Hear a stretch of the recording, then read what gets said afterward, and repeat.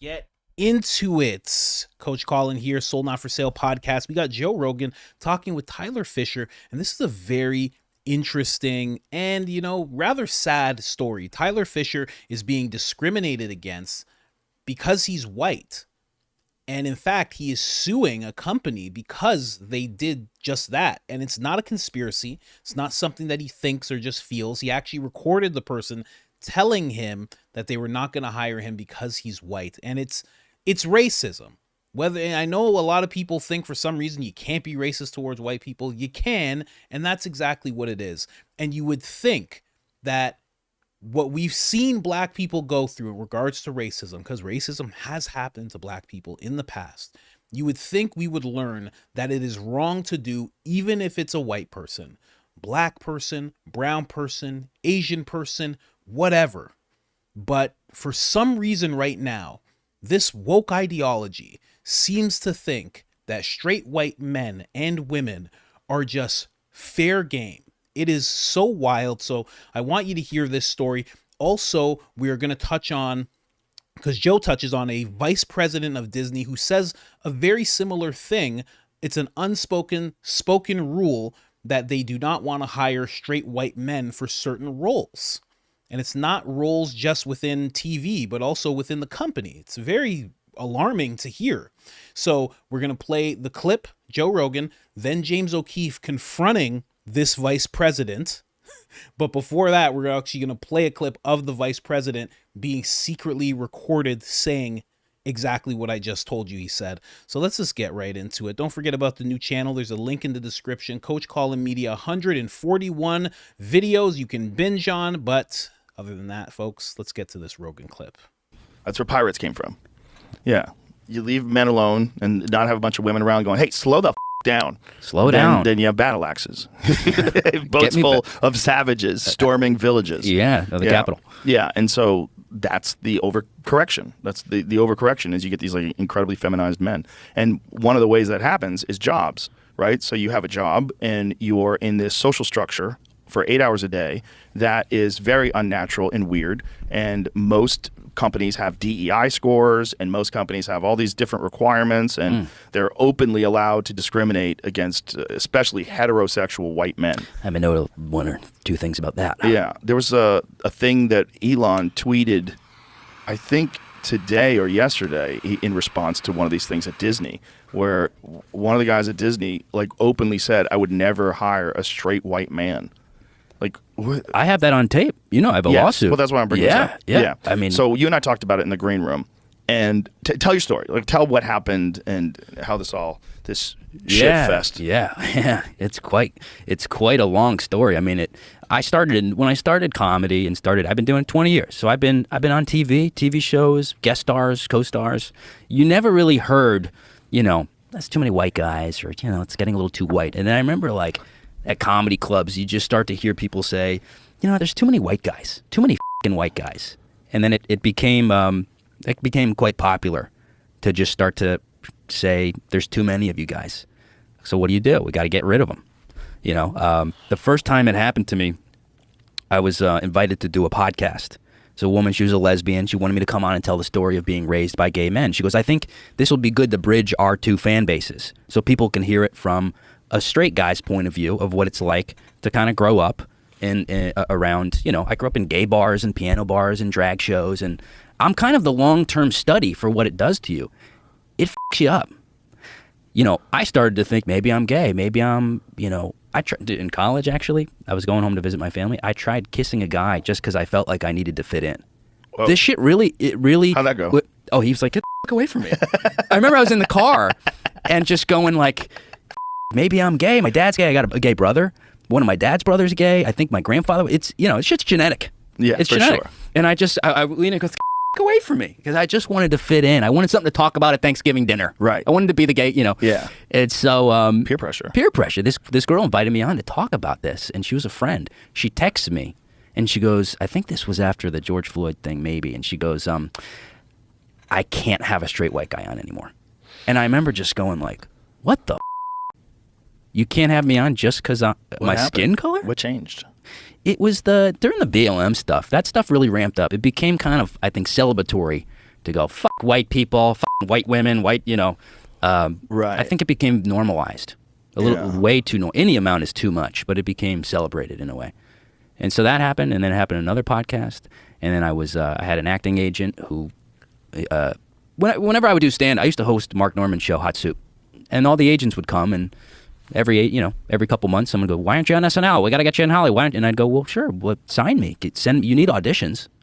And so this guy saw me, and he brought me in. It was the biggest agency at the time, Abrams it was called, and I'm waiting around going, what's going on? No auditions?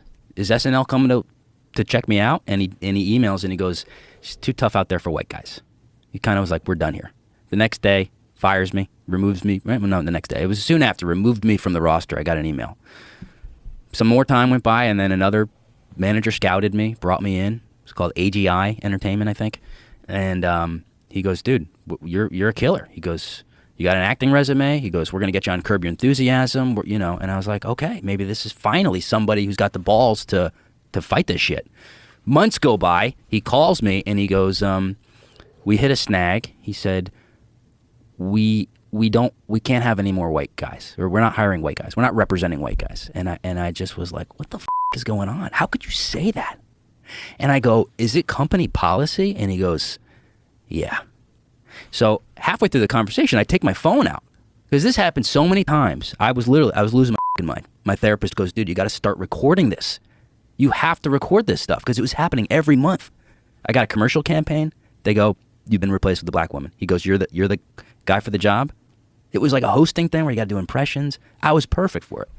They replaced me. So I started, being prepared, and I recorded it, and I got it on tape, and I just. What did you get on tape? What did you say? I got him literally saying, we will not represent white men, and it's company policy. He said it in plain, it couldn't be any more clear. Wow. He said, we cannot work with you just because your skin color. And where were you when you recorded this? Were you in New York? Yeah, I was in New York, so you're allowed to do it. You're allowed to do it, yeah. I didn't even know that. Do you have to tell them that you're recording? No? No. Wow. No, I was sitting at my pod. I did like a little, because I couldn't work because of the vaccine stuff, so I was just locked in my room for 2 years making Instagram videos. I mean, I went from 0 to over a million followers just from, I was doing Fauci every day, doing cameos, going on the radio as Fauci. Wow. And it was just bizarre. But it f***ed me up because it's so confusing to have someone go, you are the man for the job. I had a great resume. I mean, I was being considered for big Hollywood roles. I was brought in for a Sneaky Pete, Giovanni Ribisi. I was up for that role and making my own films. It f***ed me up. I got really depressed. I lost my mind. And so when you recorded this on tape, what happened after you recorded it on tape? After that, I was too afraid because when I would tell people about this, they would go, well, whatever. White guys have had it good. And I'm going, I just got here. But isn't that one of the things that someone said to you? Like, white guys have had a good run? Well, people say it to me all the time. But wasn't that one of the things that one of the agents had said to you? I mean, I don't know if an agent said that, but you were telling me that someone said it to you. Comedy clubs, a lot not necessarily clubs, but like the independent run shows, there would be like no white people allowed shows. What? Yeah, oh yeah. Yeah, I was at a club and I did a spot. Guy goes, you going on the next show? And I go, yeah. He goes, I didn't know you were in the LGBT plus 2RQR community. And I go, what? He goes, yeah, it's only no straight people allowed. I was like, what the f*** is going on? And so I after that, I waited a while. I talked to my therapist. I just didn't know what to do because I didn't want that to become a force of its own. I wanted to have my talent lead the way, which it had always been doing. And it's tough to have people call you, say you're just being a victim or whatever. And it's like, yeah, sometimes you're a victim and you have to fight it to heal from it and to move on from it. And so I thought, if I don't fight this, I'm gonna kill myself because it's so humiliating to have someone go, your skin color it's just not the time for it. And so I just thought, I'm going to go for it. And I just put it on Instagram. I said, hey, I just got turned down for being white. Any attorneys out there? And one guy reached out and goes, I'm a discrimination attorney. He goes, this is one of the most clear acts of discrimination I've ever seen. He said, it's so clear cut. And so that was a couple years ago. So it's an ongoing thing. These things take a long time. But and so what are you're suing for discrimination? Is that what you're suing for? Like, yeah. Every race is protected under the civil rights laws. There's no. Isn't that crazy though that they would think they're so encaptured by this mind virus that they would think Yeah. it's okay to be racist to white people. Not only okay, but like celebratory. Yeah. You know? Wild. Yeah. And I don't let people do that to me. People think I'm just this nice little, I'm a animal. When you grow up in a crazy environment and you survive it, man, it's like, come at me. And I said, it's a hill I'll die on. I don't care. I was like, this is war. We are in a full-blown culture war. And I would give up everything for it. Man, wild. What? Holy. To think, because he said in that clip, I was dealing with this every month at one point. That's crazy.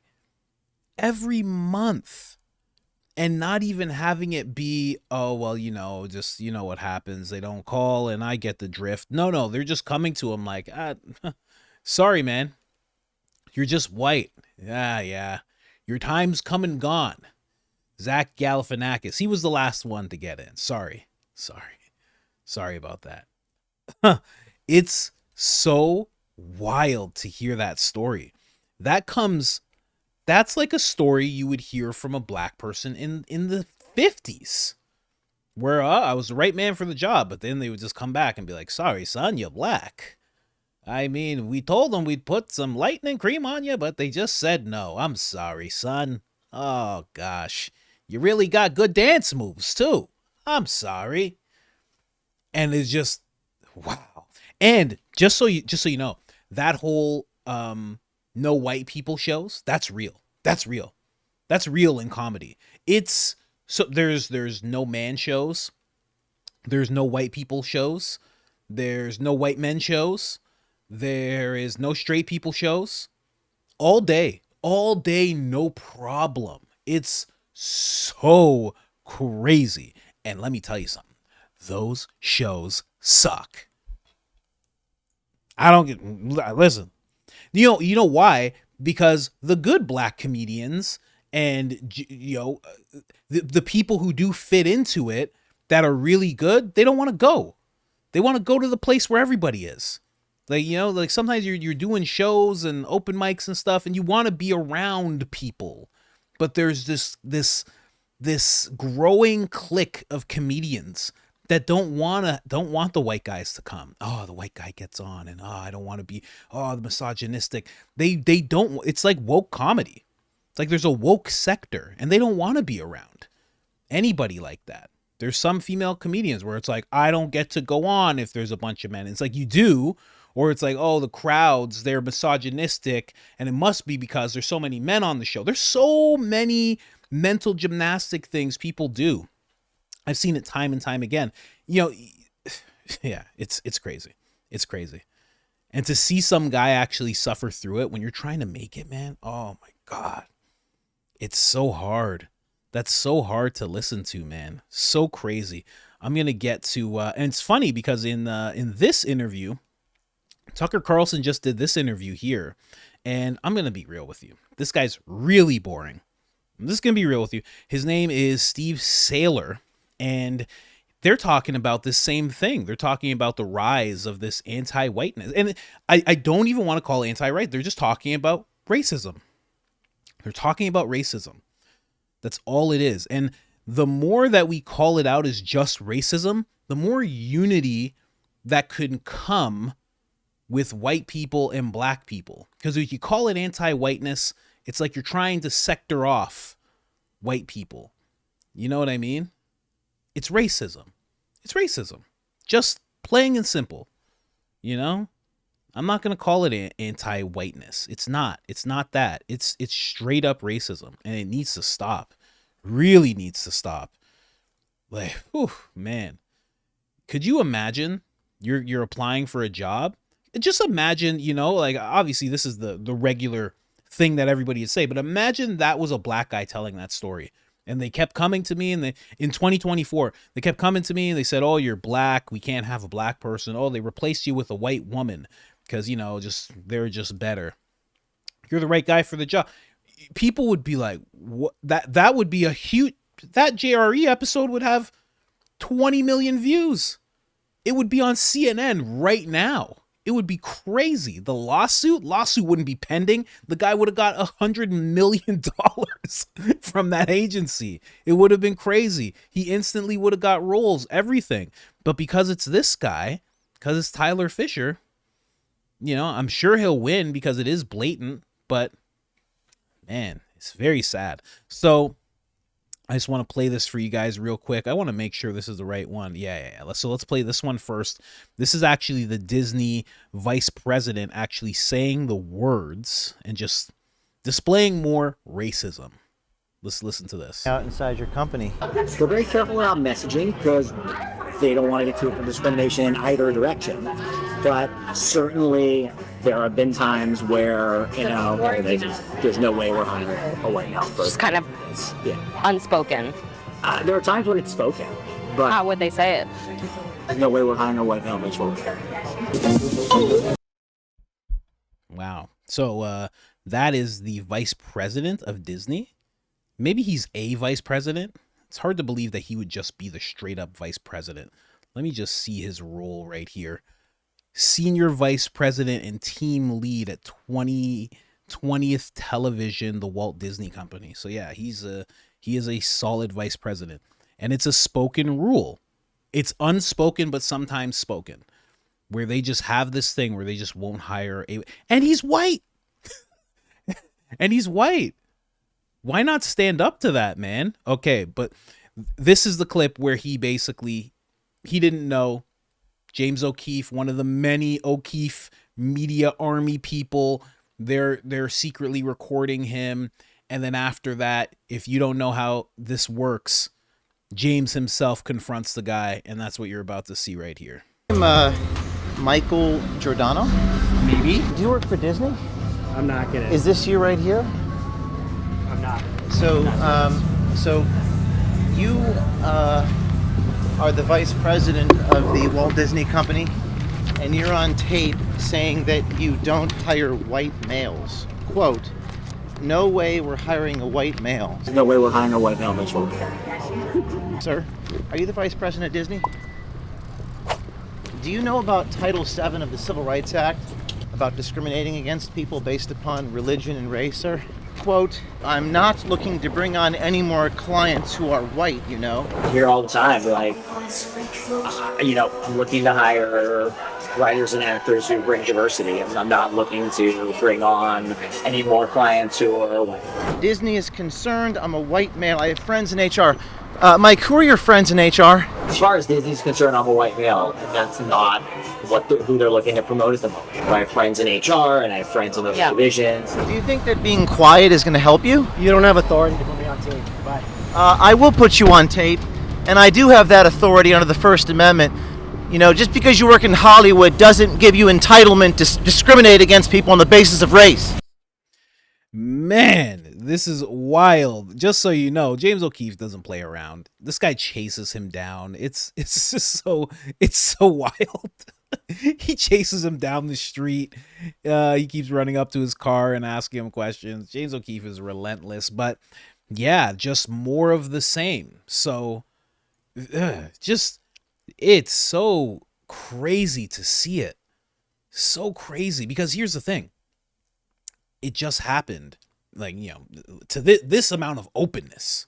It wasn't like this in the 90s. Maybe you lived in a town where maybe it was like that. But as a whole, on TV, just openly the way it is, maybe it's because social media is making it a little brighter to our eyes. I don't know. But, this is the type of stuff you'd see, like I said, in the 50s. Where it's just like, we're going to keep the white guys out. Nah, we don't want those white guys. You can't do that, man. It's just racist. It's crazy. Really sad to see. Especially for me, first off, I don't like racism. I don't like to walk around thinking that every person I meet is racist towards me. I don't like when people have that mindset when they're a person of color. It's so disempowering, and that's just not how people are wired as a whole. If you're willing to open up and be around people, that's been my experience for the longest time. But also, I'm getting like this because I have a white wife, And now I have a child that's half white, and I have white in-laws and everything like that. And to think that there are people who are white, which is so crazy, that are willing to discriminate against them just because of that is just that's sad. That's sad. Because you know what's funny? When me and my wife met, like almost 10 years ago, it was definitely the other way. I remember having talks with her father about things like that, and about me kind of not giving in to people possibly discriminating against me because of the color of my skin. And now 2024, it's like I got to sit down and have that conversation with him. It's ridiculous, man. Absolutely ridiculous.